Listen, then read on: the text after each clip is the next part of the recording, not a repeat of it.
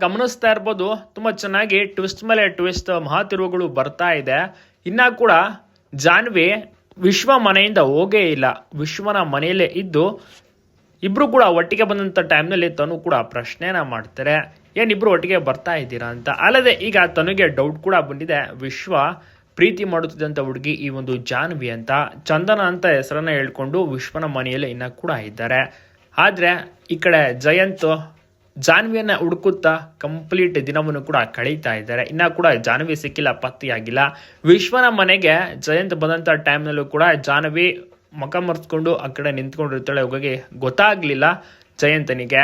But ಒಂದು ರೀತಿಯಲ್ಲಿ ಅನುಮಾನ ಇತ್ತು, ಇಲ್ಲೇ ಇರ್ಬೋದೇನೋ ಅಂತ. ವಿಶ್ವನನ್ನ ಬಂದು ಕೂಡ ಕೇಳಿದಾಗ ವಿಶ್ವ ಗೊತ್ತಿಲ್ಲ ಅಂತಾನೆ. ಈಗ ಒಟ್ಟಿಗೆ ಆಚೆ ಕಡೆ ಕೂಡ ಹೋಗಿ ಬರ್ತಾರೆ. ಮತ್ತೆ ಜಯಂತ್ ಬಗ್ಗೆ ಇನ್ನಷ್ಟು ಹೆಚ್ಚು ತಿಳ್ಕೊಳ್ಳೋಕೆ ವಿಶ್ವ ಕೂಡ ಸಪೋರ್ಟ್ ಅನ್ನ ಸಹ ಮಾಡ್ತಾ ಇದ್ದಾನೆ ಜಾನ್ವಿಗೆ. ವಿಶ್ವ ಮತ್ತೆ ಜಾನ್ವಿ ಅಂದ್ರೆ ವಿಶ್ವನ ಒಂದು ಫ್ರೆಂಡ್ಶಿಪ್ ಅಷ್ಟೇನೆ. ಆದರೆ ಜಾನ್ವಿಯನ್ನ ತುಂಬಾನೇ ಪ್ರೀತಿ ಮಾಡ್ತಾ ಇದ್ದ ವಿಶ್ವ. ಇದನ್ನೆಲ್ಲ ಈಗ ಜಾನ್ವಿಗೆ ಸ್ವಲ್ಪ ಮಟ್ಟಿಗೆ ಪ್ರಶ್ನೆನ ಮಾಡಿದಂಥ ಟೈಮ್ಲಿ ತನಗೂ ಸ್ವಲ್ಪ ಡೌಟ್ ಬರುತ್ತೆ. ಇಬ್ಬರು ಕೂಡ ಲವ್ ಮಾಡ್ತಾ ಇದ್ರೆ, ಯಾಕಂದ್ರೆ ಒಟ್ಟಿಗೆ ಬರ್ತಾರಲ್ಲ, ಸ್ವಲ್ಪ ಡೌಟ್ ಕೂಡ ಶುರುವಾಗುತ್ತೆ ತನಗೆ. ಸೂಪರ್ ಆಗಿ ಟ್ವಿಸ್ಟ್ ಮೇಲೆ ಟ್ವಿಸ್ಟ್ ಬರ್ತಾ ಇದೆ, ಮಹಾ ತಿರುವುಗಳು ಅಂತಾನೆ ಹೇಳ್ಬೋದು. ಎಲ್ಲರೂ ಕೂಡ ನೋಡಿ ಇಷ್ಟಪಡ್ತಿದ್ದಾರೆ. ಸೂಪರ್ ಆಗಿರುವಂಥ ಒಂದು TRP ಲಕ್ಷ್ಮೀ ನಿವಾಸ.